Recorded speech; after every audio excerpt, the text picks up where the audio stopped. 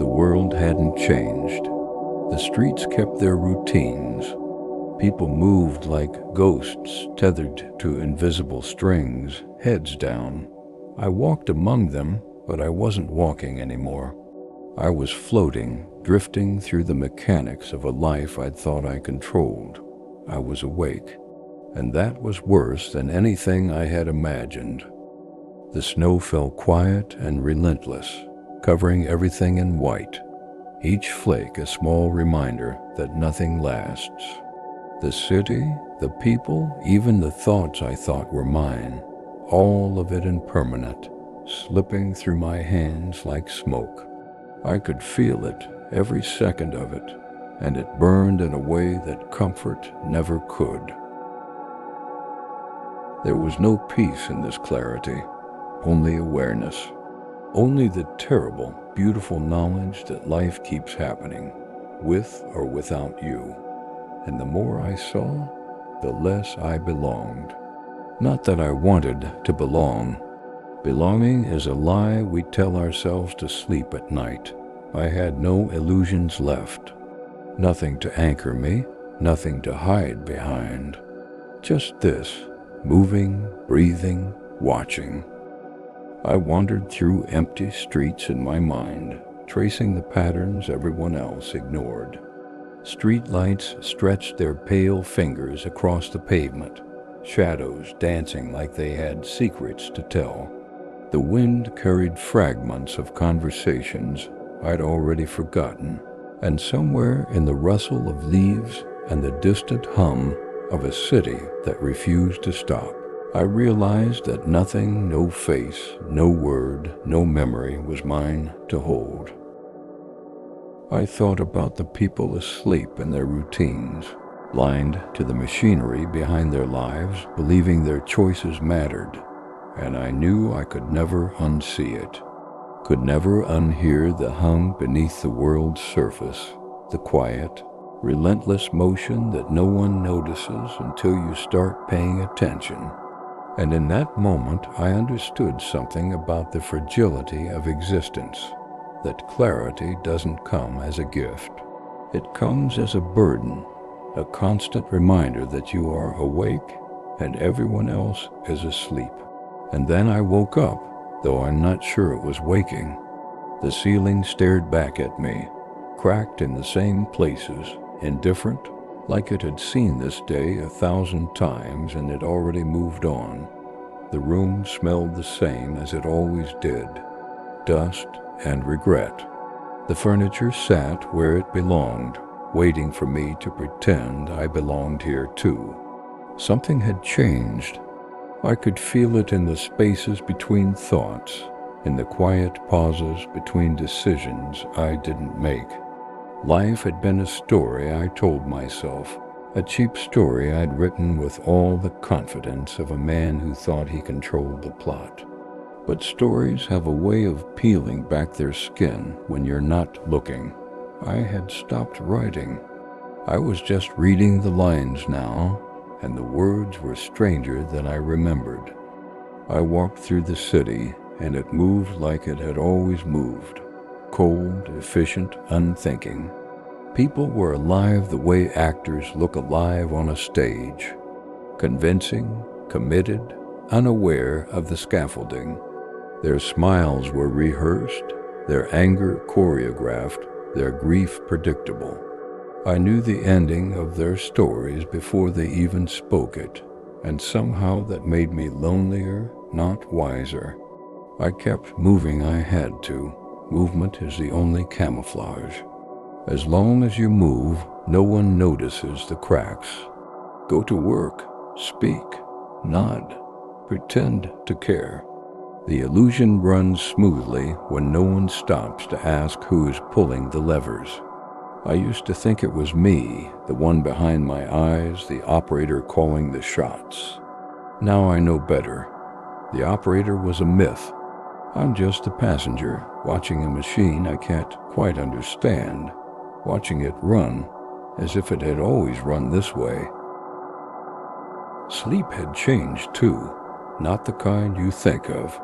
Not a blanket or a pillow. No rest, just blackouts between one version of reality and the next.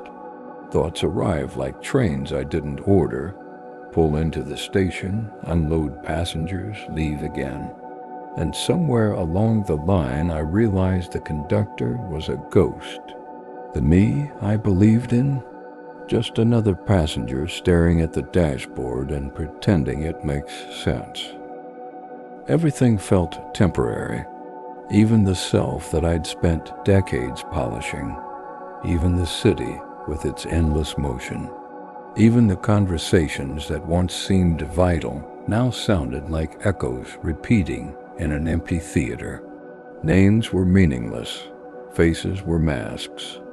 Words were just sounds we'd agreed to care about. I tried to talk to people, to explain, but the only thing I could offer was silence. They didn't want to hear that the story was hollow. They didn't want to hear that the script had always been theirs to forget. Time became elastic. Minutes stretched, then vanished. Days piled up like broken bricks. The future felt like a lie someone told me to keep me moving, a mirage I could never reach. And I knew somehow that none of it mattered, and that was the only truth I could hold. Relationships shifted. I saw the people I loved clearly for the first time, not the masks, not the roles. I saw the raw confusion, the fear, the desperate need to matter. And I saw it in myself, mirrored back, endlessly repeated. We were all acting, all pretending, and no one remembered the play had a director. No one remembered that the stage was fake. I kept walking, through streets, through rooms, through conversations that had already ended by the time they started. The world carried on without regard, the way it always had. The snow fell one night, silent, relentless, covering the city, erasing lines and boundaries. Watching it, I understood something I had always avoided. The separation was an illusion. The self I thought I knew was smoke. The awareness underneath it all, that was the real thing. Nothing else mattered. Nothing else existed.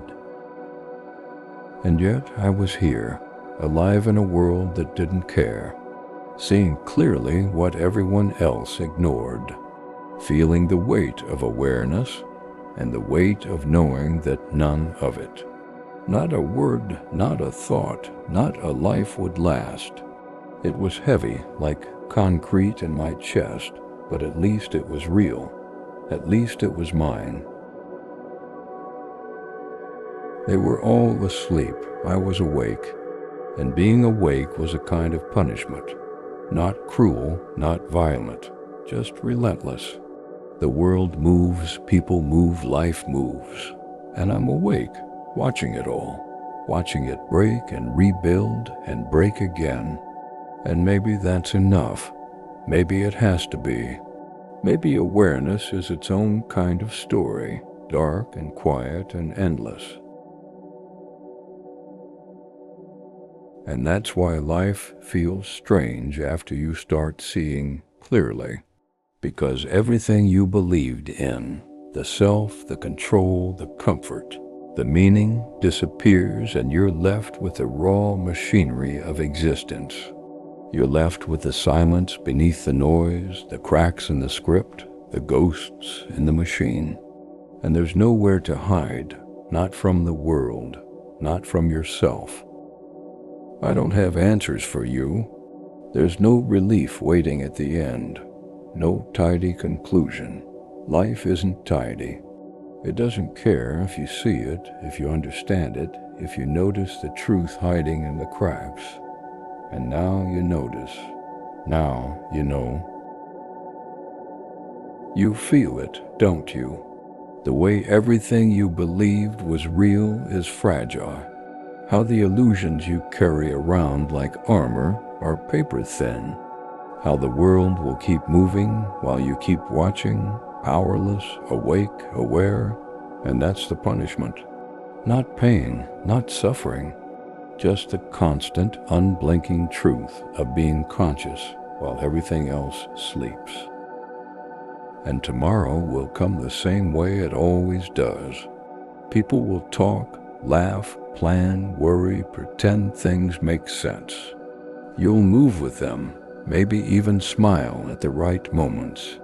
But somewhere in the back of your mind, it'll still be there, that quiet awareness that never switches off, the feeling that you've already seen behind the curtain, and there's no putting it back. And maybe this is the real awakening.